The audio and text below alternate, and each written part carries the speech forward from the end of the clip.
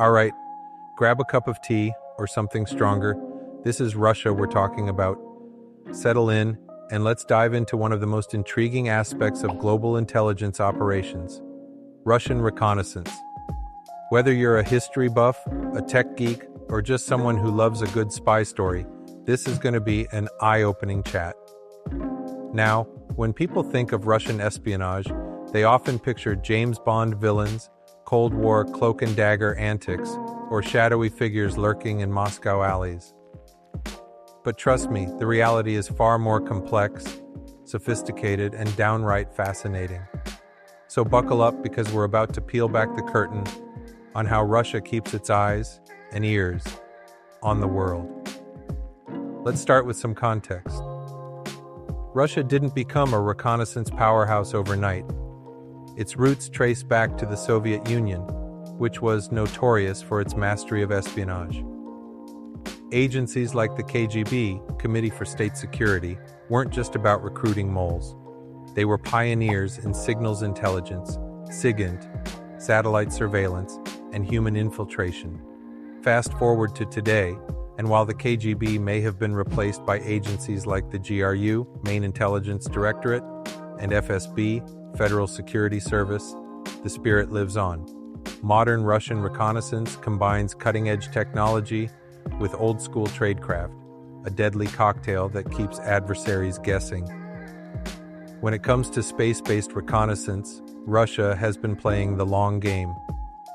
During the space race, the USSR launched some of the earliest reconnaissance satellites, codenamed Zenit. These early models were rudimentary compared to today's standards, but they laid the groundwork for what would become a formidable orbital fleet. Today, Russia operates advanced satellites capable of imaging, electronic eavesdropping, and missile detection. For example, optical imaging satellites. These capture high-resolution photos of military installations, infrastructure, and troop movements. Electronic intelligence. ELINT, satellites. Designed to intercept radar emissions and communications, these satellites give Russia insight into enemy capabilities. Early warning systems. Think of them as cosmic watchdogs, scanning for ballistic missile launches and nuclear tests. But here's where things get interesting. Unlike the US, which leans heavily on private contractors like SpaceX, Russia relies almost entirely on state-run programs. This gives them tight control over their assets, but also limits innovation. Still, don't underestimate their ability to adapt. If satellites are the eyes in the sky, then aircraft and drones are the boots on the ground, or rather the wings above it. Russia boasts a range of reconnaissance planes, from legendary bombers turned spy birds to cutting-edge unmanned systems. Take the Tupolev Tu-214R, for instance. This modified airliner doubles as a flying command center, equipped with radar, electro-optical sensors, and SIGINT gear. It's essentially a Swiss Army knife of aerial reconnaissance, capable of tracking targets across vast distances. And then there are drones. While Russia hasn't quite caught up to countries like the US or China in drone technology, they've made significant strides in recent years. Models like the Orlan 10 and 4-Post-R have proven invaluable in conflicts like Ukraine, providing real-time battlefield intelligence and targeting support. Plus, rumors abound about hypersonic drones in development. Imagine something faster than sound, zipping undetected over enemy territory. Terrifying, right? No discussion of Russian reconnaissance would be complete without mentioning human intelligence. If machines provide raw data, humans add the spice, motives, intentions, and secrets buried deep within organizations. Russia excels at this. Their operatives are trained to blend in, manipulate, and extract information using techniques honed over decades.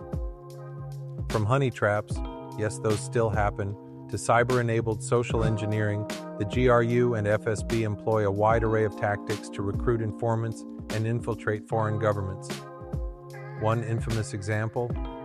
the Sergei Skripal poisoning case in 2018. Two alleged GRU agents used fake identities to carry out a nerve agent attack in Salisbury, UK. While not strictly a reconnaissance mission, it highlights the lengths Russia will go to protect or exploit its intelligence networks. Here's where things get truly modern and scary. In today's interconnected world, cyberspace has become a new frontier for reconnaissance. And guess what? Russia is leading the charge. Cyber reconnaissance involves probing networks, stealing data, and mapping vulnerabilities, all without firing a single bullet. Operations like NotPetya, a devastating malware attack disguised as ransomware, and interference in the 2016 US presidential election demonstrate Russia's willingness to weaponize information. Their toolkit includes everything from phishing emails to zero-day exploits. And let's not forget troll farms, teams of online propagandists who spread disinformation and sow discord among rival nations. It's psychological warfare meets digital sleuthing, and it's incredibly effective. At this point, you might be wondering, why does all this matter to me? Here's the thing. Russian reconnaissance doesn't exist in a vacuum.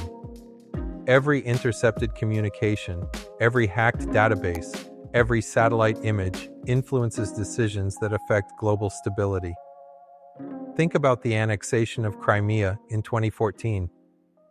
Russian forces moved swiftly and decisively, thanks in part to meticulous intelligence gathering. Or consider ongoing tensions in Eastern Europe, where reconnaissance plays a key role in both defense and deterrence. On a personal level, cyber attacks linked to Russian actors can target anything from your bank account to critical infrastructure like power grids. The line between national security and individual privacy is blurrier than ever. Of course, no system is perfect. Despite its strengths, Russian reconnaissance faces challenges. Budget constraints. Unlike the US, which spends billions annually on defense, Russia operates under tighter financial constraints. Technological gaps. While Russia remains competitive, it lags behind in areas like AI and quantum computing.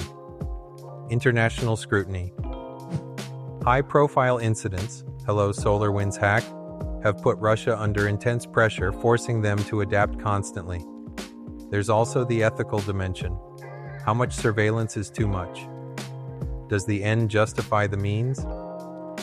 As technology evolves, so do the moral dilemmas surrounding its use. Looking ahead, expect Russia to double down on hybrid strategies, blending traditional methods with emerging technologies. Hypersonic weapons, AI-driven analytics, and quantum cryptography could redefine the playing field. Meanwhile, advancements in counterintelligence will force Russia to stay nimble and innovative. One thing's for sure, whatever form it takes, Russian reconnaissance will remain a cornerstone of national security and a source of endless intrigue. So there you have it, a whirlwind tour of Russia's reconnaissance apparatus. From satellites to spies, drones to disinformation campaigns. It's a multifaceted operation that reflects centuries of strategic thinking and technological prowess. Does it inspire awe? Absolutely. Does it raise concerns? Undoubtedly. Either way, it's a reminder of how interconnected and precarious our world truly is. What stood out to you? Are you fascinated by the blend of old-school spycraft and futuristic tech, or does it make you uneasy? Let's keep the conversation going. I'd love to hear your take.